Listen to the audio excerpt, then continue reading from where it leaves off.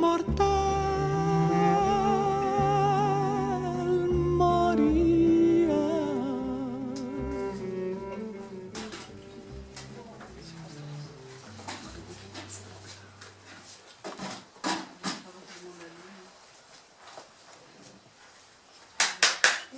on est en retard, on commande dans 5 minutes.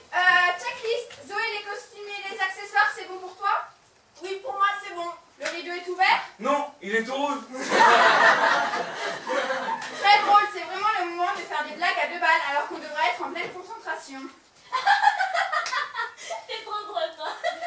Qu'est-ce qu'il y a encore? Bah, il est tout rouge. Vert, tout rouge. On chute, le public va nous entendre. Mais non, le rideau en sonorisant est fermé. Le public ne peut pas nous entendre. Parce que le public est déjà là? Bah oui, puisque je suis là avec la caisse. Soledad est là? Oui, je suis là. Ah, je ne t'avais pas vu. Depuis que je suis ta fiancée, tu ne me vois plus beaucoup. Depuis que je suis ta fiancée, tu ne me vois plus beaucoup. C'est dire quoi, ça? Le moment est peut-être mal choisi pour vous disputer. On joue dans 5 minutes. Mais attends, qu'est-ce qu'elle veut dire par là? Ça me paraît clair. Ah oui? Claire comme toi? Attends, je le connais. Mais c'est pas vrai, le public est rentré, alors fermez-la maintenant. Sylvie, continue le checklist à ma place et épargne-nous de des blagues à 2 balles. Bianca, le maquillage, c'est bon? Oui, je termine la mienne. Sofiane, la sécurité. Rien à signaler. Soledad, tu Présente. sais que t'es mignonne, toi? Oh, je te permets pas de lui parler comme ça? J'étais sûr que tu parleras à sa place. C'est à elle que je parle. Faut lui la bête, t'as aucune chance avec elle.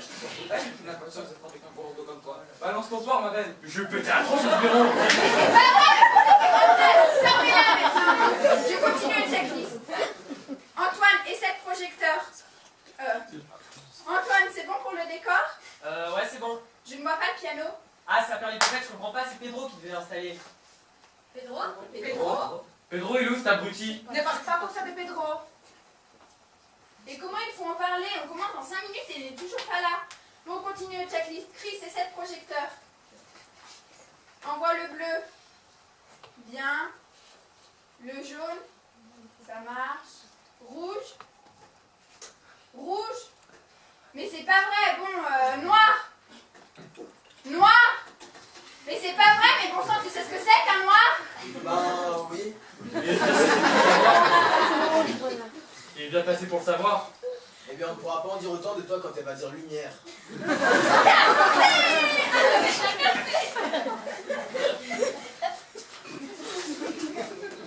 Il y a combien de personnes dans la salle? J'ai 49 tickets. Pas mal. Pas mal, sauf qu'on ne peut pas commencer parce que cet abruti de Pedro n'est toujours pas là. Mais ne dis pas de mal de Pedro. Bon, il faut essayer de gagner du temps. Solidaire, pas par le public. Qu'est-ce que tu veux que je leur dise? Je sais pas, moi, improvise. Bonjour, cher public. En raison d'un contretemps blessif indépendant de notre volonté, vous allez rire, Mais qu'est-ce qu'elle raconte? Ils vont parler de Sofiane, fais-la revenir discrètement. Mais qu'est-ce qui te prend à faire la poule comme ça? Tu veux prendre un œuf? Tu te crois belle ou quoi? Retourne derrière et laisse-moi faire. Mesdames et messieurs, le spectacle va bientôt commencer. Nous vous prions de bien vouloir éteindre vos cigarettes, merci. Voilà, c'est pas compliqué. C'est pas compliqué, sauf que tu leur as dit qu'on allait commencer et que ce ballot de Pedro n'est toujours pas là. Ne parle pas comme ça de Pedro. Il y a plus grave.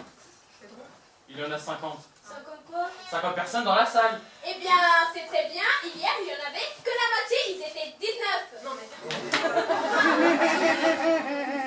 Je ne sais pas si c'est une très bonne idée de lui faire tenir la caisse. Tu m'as dit qu'il y avait 49 tickets. En 4 secondes 3 dixièmes, il fallait en compter 50 personnes. N'oubliez pas que mon grand métier, c'est berger. Et moi, je suis l'étoile du berger.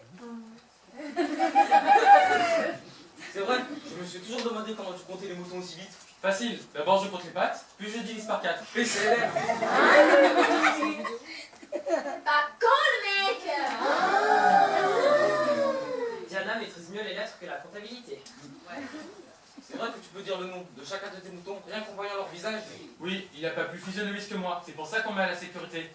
Mais en attendant, on a 49 tickets et à 50 pélos dans la salle. Bon, mais on va pas en faire un plat, et peut-être que t'as mal compté. Moi, mal compté? Mais jamais je n'ai perdu un mouton. Un mouton non, mais toi tu as perdu ta femme. Ma femme, ce n'est pas pareil. Elle ne fait pas partie de mon troupeau. On peut dire ça comme ça, oui. Heureusement quand même que le public, ce troupeau, applaudit notre spectacle tous les soirs et nous permet de financer la cause des Républicains. Raison de plus pour qu'ils n'ont pas 10 pestas dans la caisse. Je vais aller retrouver le mouton qui n'a pas payé et je vais le plumer. Le poulet se plume et le mouton se tombe. Quoi?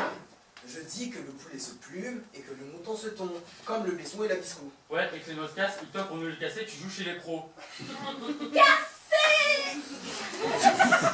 Bon, en attendant, je vais aller chercher le resquilleur. Mais tu es fou, qu'est-ce que tu vas faire? Tu ne vas pas leur demander leur ticket à tous. Tout ça pour une place. Tu me connais mal. Un sou, c'est un sou. Tu sais combien on loue la salle? Je suis bien placée pour le savoir, je suis la productrice et c'est moi qui avance l'argent. Mesdames et messieurs, pour des raisons de sécurité, nous allons vérifier votre ticket, merci.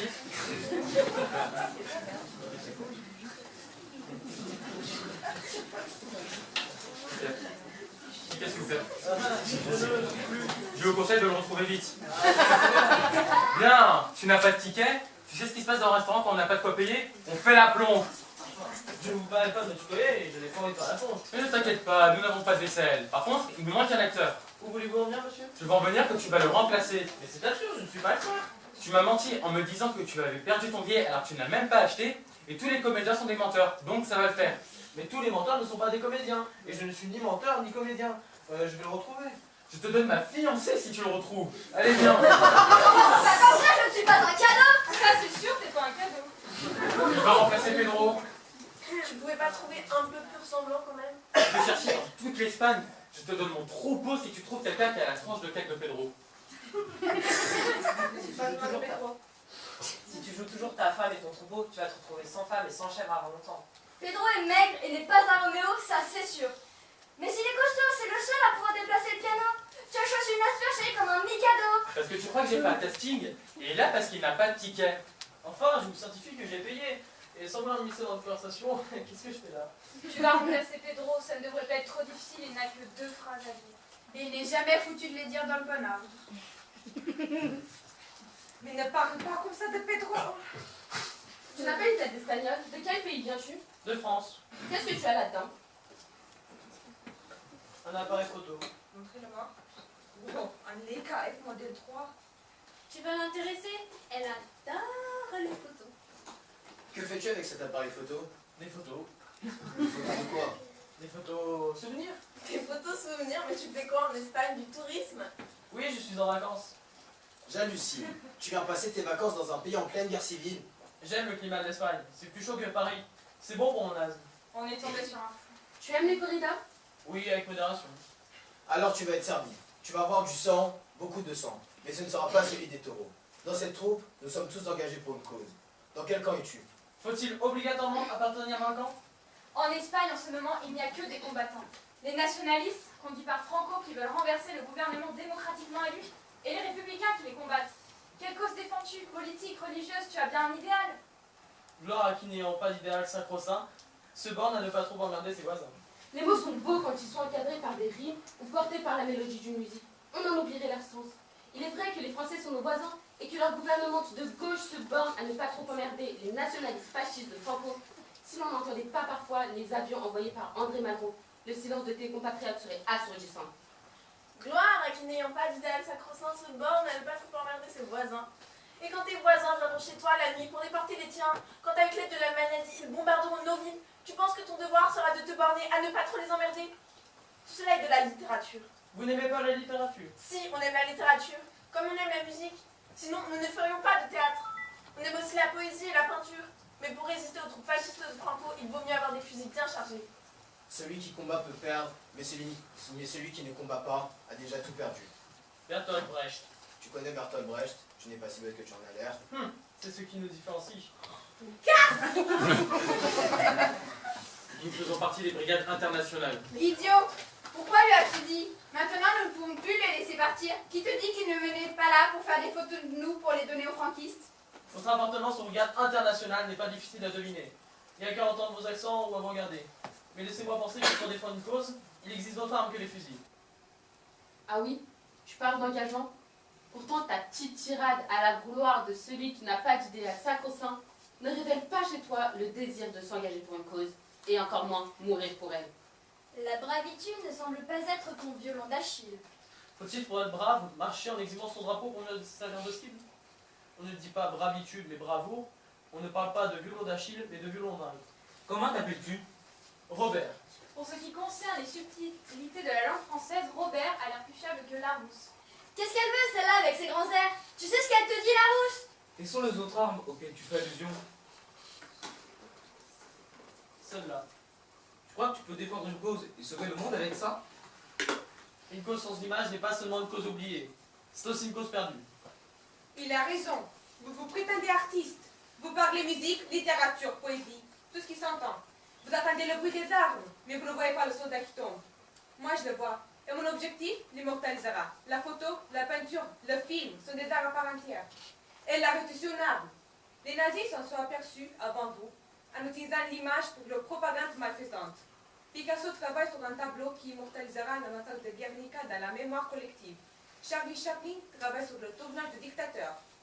Tous les films qu'il a fait avant sont muets et ce sont quand même des chefs-d'œuvre, élevés à la gloire de l'art et du silence.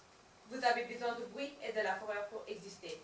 Lui n'est peut-être pas capable de se lever un piano ou de manipuler un fusil, mais il semble avoir ce que vous n'avez pas. Un regard.